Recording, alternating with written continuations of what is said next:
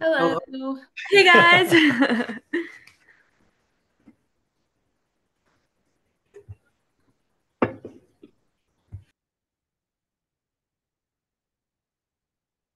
Hello, Byron. Hello. Okay, so it looks like they're sorting the last few. Um, but it may just be us today. So do you all know each other? Well, I don't know. Well, I don't know Thomas and his Hello, friend. Hi. this is Olivia. Hi, I'm Olivia. Valerie, I think we met. Tom and I went on the Oh, Cranberry Bog, and then I think you and I met at the Long Island Ag Convention. okay, yes, yes. Right. Excellent. Well, good to see you again. Good to see you too. Well, both of you. Guess we'll wait a minute to get started, but there's just two more people that need to be assigned. So where are you all located um, that you'd want to survey around? We are in like the Eastport Manorville area. I'm always in West Hampton. Um, Yeah, yeah, we go usually back and forth out east, but yeah, we're around like Spionk, West Hampton, kind of a thing, Okay. or Eastport.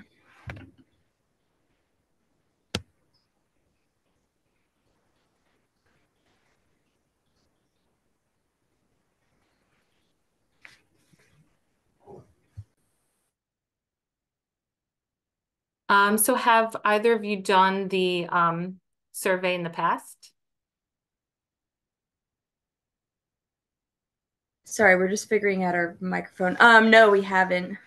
Okay, excellent. Well, welcome. We have some sites to suggest. So we'll go through a couple of those. What do you think, Byron and Pete? Should we just kind of like go over a few of these main ones and then focus on that like Manorville area for them? Yeah, there might be I know Tom and Olivia a little bit from fishing and volunteering and stuff. So I think they move around. You guys both move around a bit. So maybe one or two sites that are near you and then maybe a couple other spots to hit up if you're traveling around. Yeah, that yeah, that'd sounds be good to perfect. us. Okay, cool. Um, all right. So this first area is the Peconic River, which is one of the two largest alewife runs remaining here on Long Island. And you all visited a small portion of this past Saturday. Okay. So if you're interested in coming to the in-person event, that's going to be at uh, Woodhull Dam. And let me just get in here. So you can see this larger river being the Peconic River. The Little River is a tributary off of it. And are you familiar with this area right here by the county center? Um, Oh, yeah. That's oh, I just went by there this morning. Right, that's where the little rally was. Yeah, I never knew that was there. yeah, this our offices at Peppa right across the street too. So Okay. for that event, if you're interested, we'll be parking right in that parking lot and safely escorting folks across the street. And you can see even on Google or on this map, rather, the River Revival map, you can see that's the beginning portion of that fish passage and it lets out over here so that those fish can continue up the little river. And that's And March 23rd. yes, Saturday at 10 a.m. Actually, I would suggest, the March 23rd would be a great event for a lot of people to see fish and look at it, but you should probably start looking around earlier than that. Oh, Absolutely. Okay. My intentions are to start looking in the Peconic the next to the last week of February or the last week in February, just in case. Okay. Generally I look for alewife scales on the bank. oh, interesting. Um, and the fish will start to show up in small numbers. When the temperature is suitable, then there'll be relatively large numbers. And what is the suitable temperature? Um, high 40s, so the mid 40s to mid 50s, low Is that 60s, they start to want to move out. So that's water temperature or air temperature? water temperature. Right. Okay. You can have a frost in the morning, but the water is still Right. Yeah. can be relatively warm. I haven't taken any water temperatures this winter yet, but I generally kind of follow what's going on with the air temperature and what we're feeling. Yeah. If we get a real warm March, the fish may come in early. Mhm. They move with water temperature and with photo period. Right. So Woodhull Dam is a good place to look to get some sense of what these fish look like in the water. In the picture that was there, you saw the fish ladder, Mhm. and you can walk on that, walk down to look right into the pool. Wow. So it's heavy gauge aluminum. There you go. Okay. The thing that we would like to do there, we'd like to see in the little river above the fish ladder, is if we can find any fish in the Cranberry Bog Preserve, where it comes up from this impoundment. It goes through some forested area, and then Sweezy Pond. In the top right, there's a narrowing and a spillway, some debris in the water, but the fish can pass it. There's another creek that comes in on the north side, right there, that connects back to the main stem of the Little River. So there's a trail that walks around that pond. So that was a nice hike and a nice walk. Just watch out for ticks. Protect yourself from the ticks. We were actually all there on Saturday. So we did this. Oh yeah. So this is where we parked and then walked up Oh, okay. here. And if you remember, this was that gorgeous bridge we went over, but then there was a smaller one up here. Yep. And then this over here there was that concrete structure and Yeah, that the pump Okay. house. culvert. Yeah. So we know fish could get past the Woodhull Fish Passage, but we would like to see if they're getting, all the way upstream over here. So that's just an additional site that we were kind of thinking about. And since you all have been to that area, if it is Yeah. Yeah, definitely. yeah, okay, great. So as far And I wonder, are there any trails connecting like the first fish ladder to down to the Cranberry Bog? Do you know? No, you can't really walk, oh, so you mean through here? Because Yeah. they're really close. I mean, they are, but it's all this right across from the fish ladder is a development. And I don't think there's any pathways that come down from 50 County Road 51. You could walk along the edge of 51 and walk in. But probably the best thing is to, drive all the way around and walk in on, trails that I'm familiar with. right. Okay. And it's, it gets pretty wet in there too. Okay. So next, there is a new fish passage at Hubbard County Park. So, is that a place that you all have ever been to? I'm trying to think if I've been there Yeah, I think before. we've been to some hikes in there. Okay, so there is like right here, there's a new fish passage, and if you can see, you can enter this way with your car and then walk through here to the fish passage. Oh yeah, I've been here before. Okay, awesome. So that's a new site to monitor because I'm not sure if we've actually seen fish using that new fish ladder yet. Yeah, so I've seen the eels there. And the fish passage there's a passage there, but it's not really designed quite properly. I don't think that's been addressed yet, but No, I don't think so I either. don't believe what would be really helpful is to actually confirm that there are river herring trying to get to that site, which we haven't seen yet. I usually check it a few times this season, but the more eyes, the better. And And so that's what when you direction probably, would they be coming from? What's up?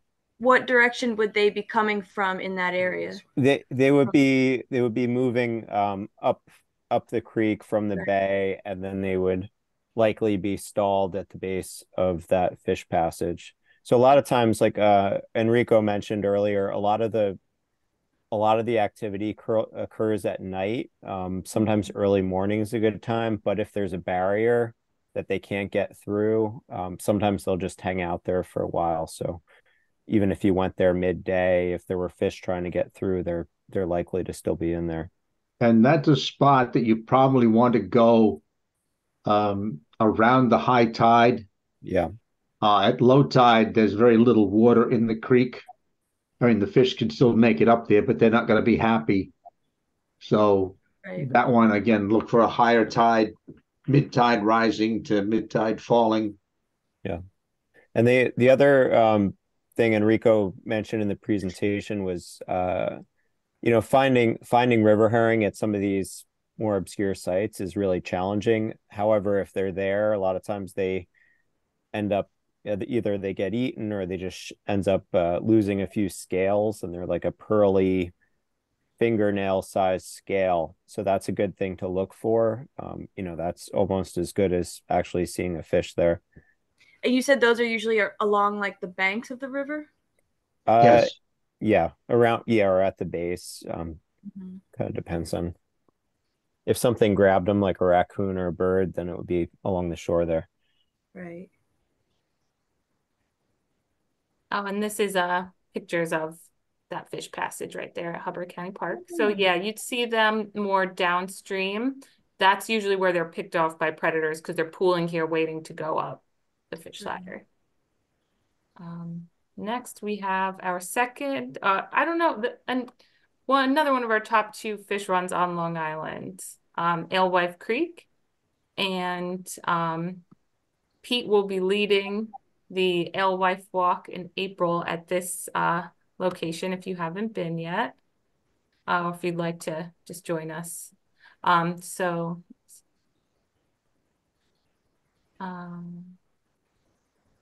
Yeah, so this Tom, you might be familiar with this site. It's in North Sea. It's right off there's 2 crossings. Yeah. I've seen all the signs. Yeah, I was just gonna say. So there's one culvert at Noyak Road, and that's where there's currently a lot of construction activity. They're working on redoing that culvert right now.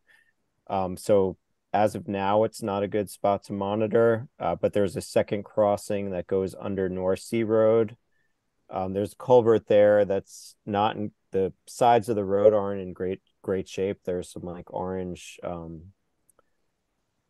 road blockers kind of where the culvert is, but you can pull off on the shoulder there, and if you go to the east side of the stream, there's a culvert there, and that's one of the best spots to actually see river herring because it's pretty shallow. Okay. And they can get over that culvert, but it's enough that it kind of slows them down usually, and they sometimes hang out there for a while.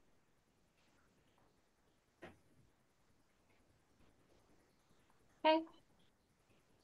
And next we have Ligony. Will you all go, as far out as like East Hampton or?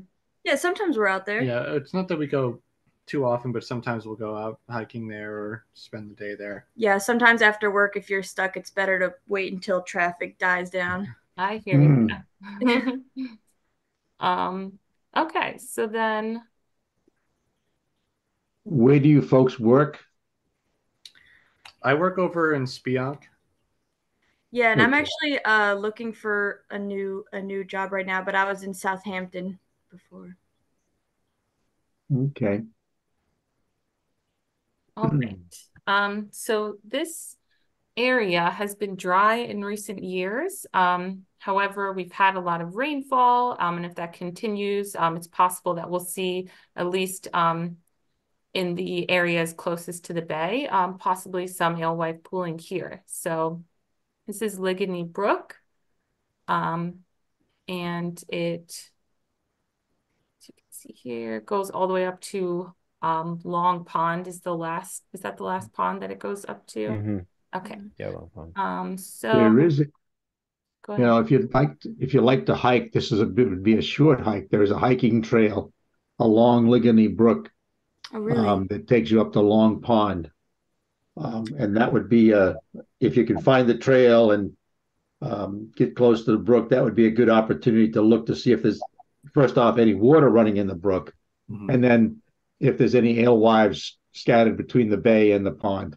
Right. Yeah, so that's if you park, there's Mashashimuit Park, and then there's parking there, and then there's a kind of a trailhead at the far end of the park. And that's a beautiful spot to hike if you haven't been there anyway. Okay. Mm-hmm. Yes, it is. Yeah, we're big hikers, so this is all good news. Okay, so we'll go through one more spot and then we'll get a little bit closer to where you're all at. So this is Goy Pond / Alewife Brook. A little bit further. Another good hiking area. There you go.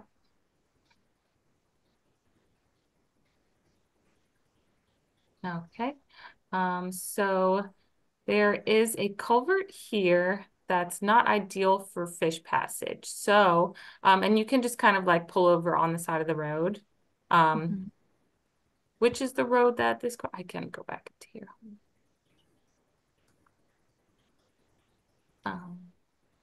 Alewife Brook Road. Yeah. Yeah. You can just park on the side of the road here. It's pretty quiet road. And check out this culvert. There might be fish kind of pooling here downstream. There's one culvert that's kind of totally submerged, and the other one seems to be above the water line anytime I've been there. But curious to see if they're getting past there or if they're kind of getting stuck here. So a good place to look. So who keeps the culverts cleared, or does anybody do that? It's a great question. It would be the responsibility of whoever owns the road, I believe. So whether it's like the highway department or of a particular town, whoever the road belongs to is generally also who you have to like interact with when you want to like say fix a culvert. So ideally they would be cleaning them out regularly, but I don't know how much maintenance really goes into those culverts. Byron, do you know? No, I'm not sure. That's East Hampton Town, and that is kind of off the beaten path in East Hampton, so it may not get a lot of attention. Yeah, like is and it illegal to rip weeds out of a clogged culvert? Well, I think this culvert, there's been a proposal to replace it. I think it's probably pretty well compacted with stuff inside. If there's a log in the way, you can move that. But I'm not sure what the interior of that culvert looks like. If there's a good flow of water coming out, then it's probably not blocked too bad, and the fish could make it through. That's something, again, there was a gentleman by the name of Larry Penny that was one of his favorite projects, but he could never get it off the ground. So we just need to know, it'd be great to know if there's some fish in the area, obviously with the name Alewife Brook and Alewife Creek, there was at some point in time. Right. Yeah, because maybe if there's enough fish there, then that could get the momentum going to fix it up. Yeah. Mm-hmm. I did find one dead one there last year, and that was after, I don't know, 3 or 4 years of visiting the site very infrequently.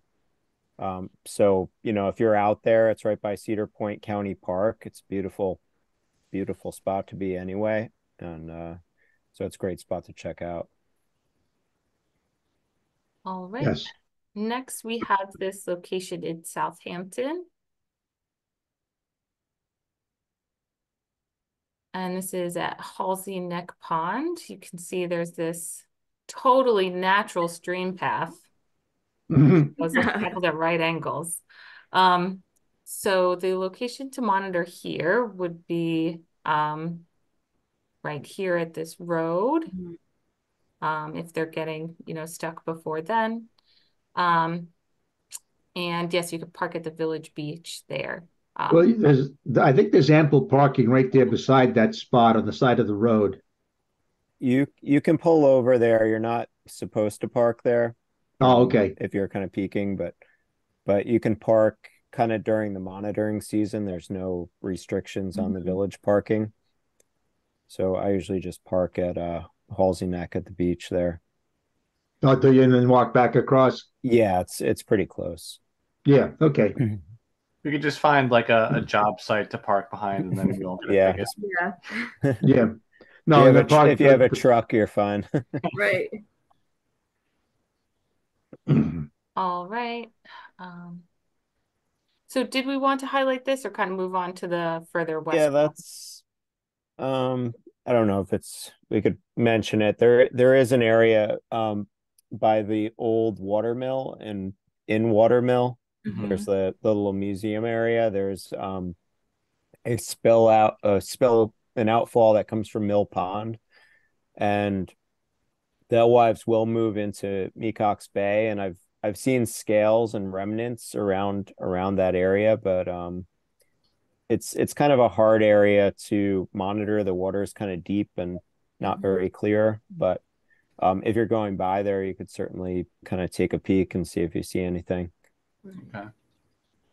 And that's a good point, Pete, that you make. If you're traveling to a spot that you've been going to regularly and you see a culvert or bridge or a stream that comes from a pond into the bay, it doesn't hurt to stop and take a look to see if there's anything there. Right. That zero data is still an important data point. Yeah. I I would imagine the same thing with going earlier than we expect. Yes. So Valerie, I would suggest maybe highlighting the I'm trying to think of the Tyrrell River. Tyrrell River, yes. Yeah, we love that place. Oh, okay, perfect. Yeah, by, so that's by our Kaler's, habitat. Kaler's Pond. That's a site that would be great to have some extra eyes on, because it's a site that we've had reports from in the past, but it doesn't really get much monitoring. And where is that on here? Is it further west? Yeah, it's further west. Yeah. It Yeah, you should gotta be go west to West Hampton. far west of that. Kind of, it's like sort of north of the It's inlet. yeah, kind of just right. Yeah. Gotcha. Oh, there you go. Yeah, in Eastport. Is it It's right between? here. Oh, yeah. West. Oh, It's right. right on the edge of the screen right now. Yeah, gotcha. But that Seatuck Cove, we're always by there too. Okay, Seatuck great. Cove, Seatuck Creek. So have you been to this like particular, oh no. So right here, like this location kind of by this culvert? Yeah, the Tyrrell River one. Yeah, they just redid that whole area. Did they redo the culvert? Because I know there was. That I'm know not there sure were- about. They kind of redid. I was by there recently, and it didn't look like there'd been any changes. Yeah. The fish that was observed there was a single fish that was right on not at the main spillway, but the little spillway that's to the west.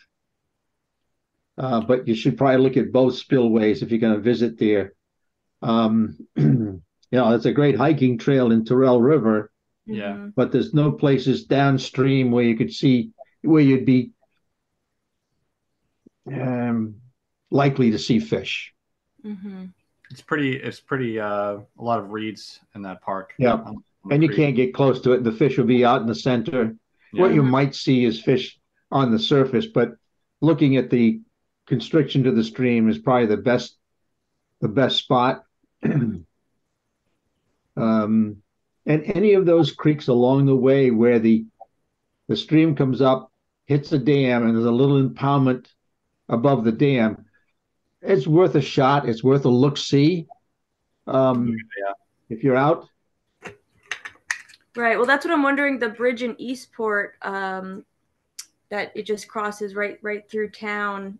Yeah, just that Yeah. photo. I don't know what that's called, where it flows into the hole. Yeah, it goes into that big pond. That one, I don't know if anybody's ever taken a look at that one. It's a good suggestion. It's in Eastport. Where's the lake? Is that the lake in red? Yes, I believe so. Yeah, because that's Eastport Elementary right next door. Somebody's making lots of noise outside. That would be a good one to take a look at. I guess I have stopped there a couple of times and looked down at the spillway. I just don't know. Again, I would not discourage you from looking there. Mm-hmm. Again, if you're traveling by it, 10 or 15 minutes to watch to see if you see anything in the outflow. Again, it provides some data. Mm-hmm. Yeah, so Observational data. So it looks like this would be the downstream south of Montauk. Right. yeah, Could be looking at from that bridge. So yeah, that's probably where you'd want to, look for fish on the south side.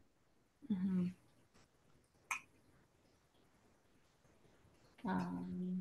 Do you ever go to the Spionk River? The Spionk River. Again,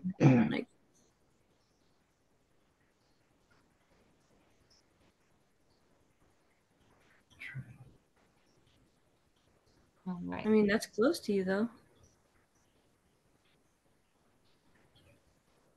Let's find this. Spionk Yeah, River. because if we see what's around it, maybe we'll recognize it. So we have Spionk Cove.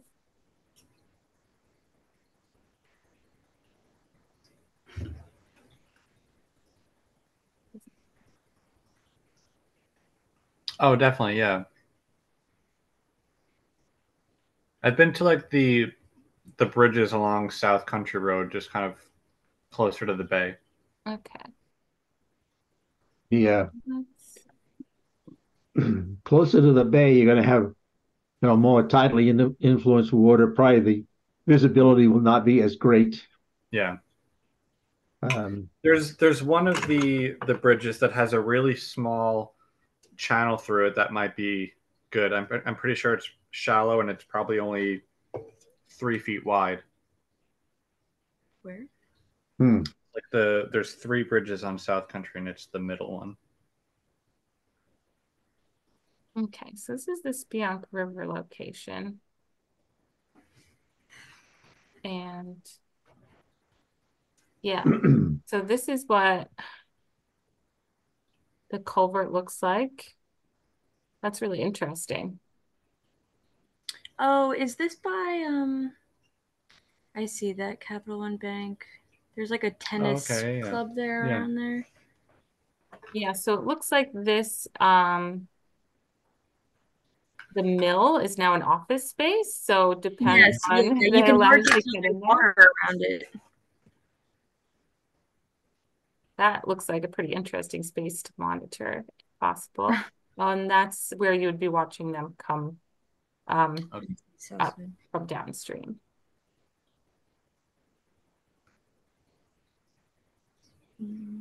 All right. Now West Hampton Beach. You said that you all spent some time right there, so.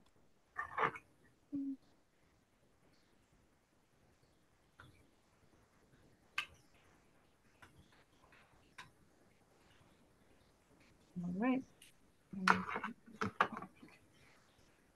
Okay, so there's great access here, and it should be easy to see if there are fish passing through this area. Looks like just a residential street.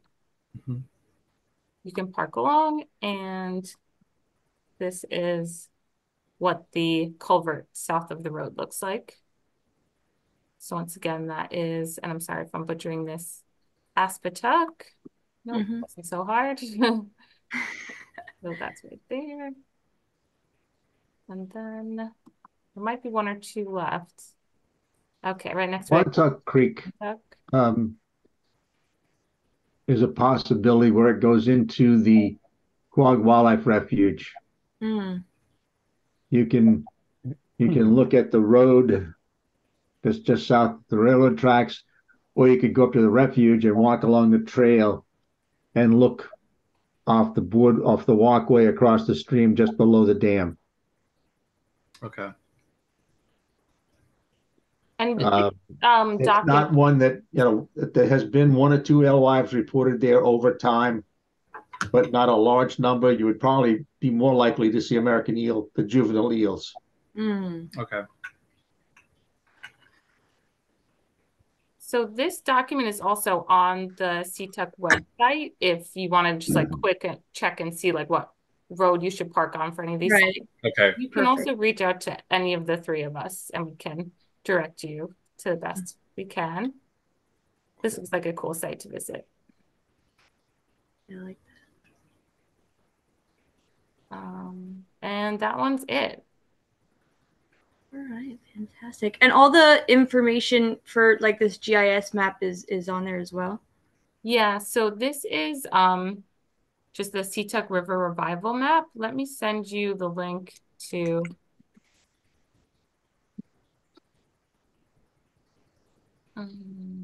this. We'll have this updated webinar, and they have, so here you see 2024 East End survey sites. That's that document I was just looking at. Okay. Gotcha.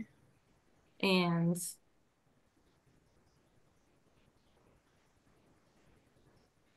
so I'll put this in the chat, and then I'll send you the River Revival map. Awesome.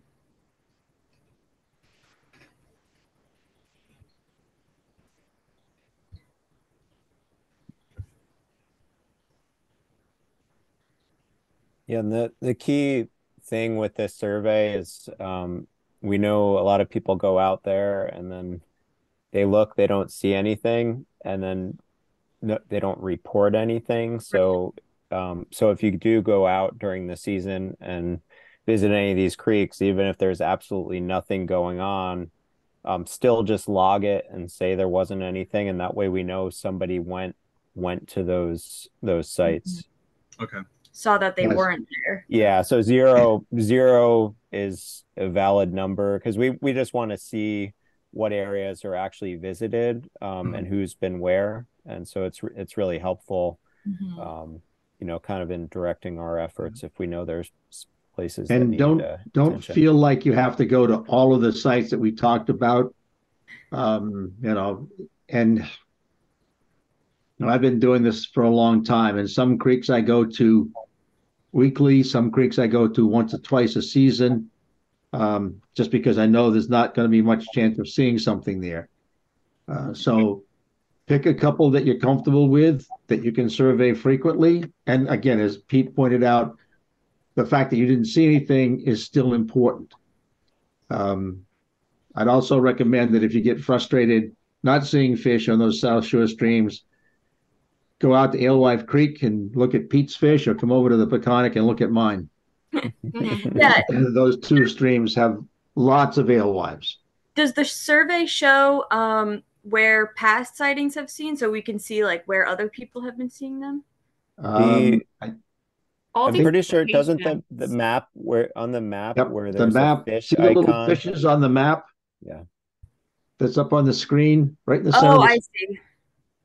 Yeah, so that indicates that fish have been seen there. So Yeah, all the survey locations will be on the map / like a drop down menu, but you can also log a sighting at a place that's not necessarily already documented as well. But yeah, it'll point you like where to go that we know there is fish passage or some sort of blockage. And I just want to highlight what you said earlier, like maybe if we see fish at a culvert, it'll inspire people to actually go out and clean them. This program has been a lot of the backbone for fish passage projects that we've had here on Long Island. So having volunteers go out and survey for these fish and actually find evidence of them, or see, you know, a semi-successful run that then like reaches, you know, a sort of obstruction.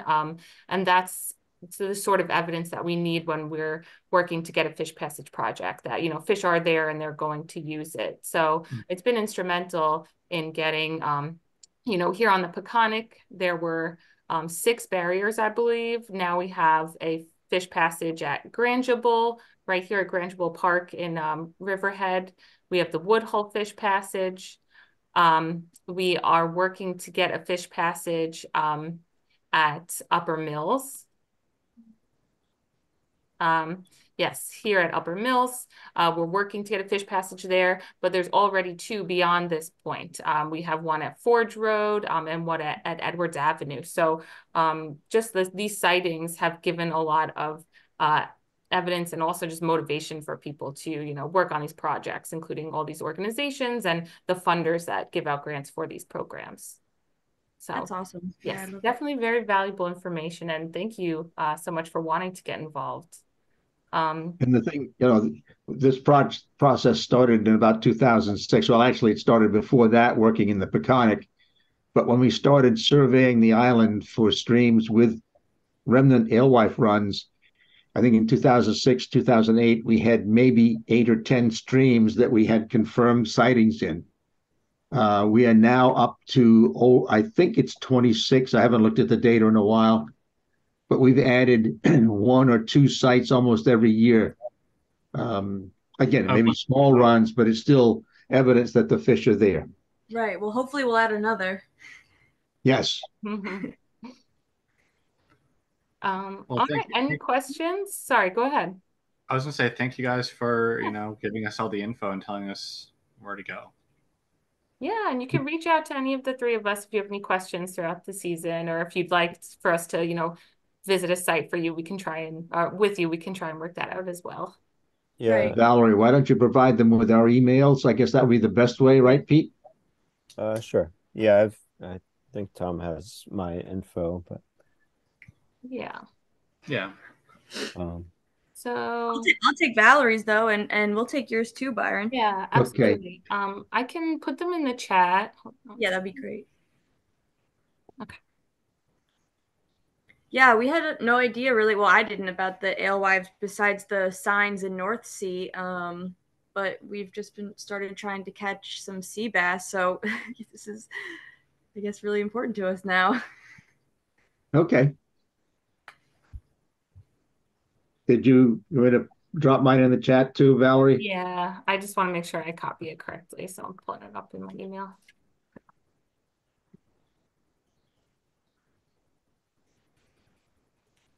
Can you copy it from here? I feel like I always have issues. Oh, no, that's working. Oh yeah, we can copy it. Yeah. So yeah, feel free to reach out to us. And I'm very excited that you'll be surveying. Yeah, us too. Yeah, I'm not too, so those South Shore streams are out of the Peconic watershed boundary, so I'm not too familiar with them. So yeah, I'd be interested to see if you have any anecdotes from your surveying, you know, definitely let us know. Yeah, it's not anything that I've ever had on my mind when I'm down there at this time of year. So right, now I'm wondering how many have we seen before that we just didn't notice. When you put on those polarized glasses. All right. Well, thank you so much. I'm glad we're ending before 8. I thought we were going to go over. But I appreciate you spending this time with us and look forward to talking to you throughout the season. And Pete and Byron, thank you so much as always. You're wonderful. Thank you. You're welcome. It's a pleasure. Bye, guys. Thank you. Bye-bye. All right. Good night. Good luck.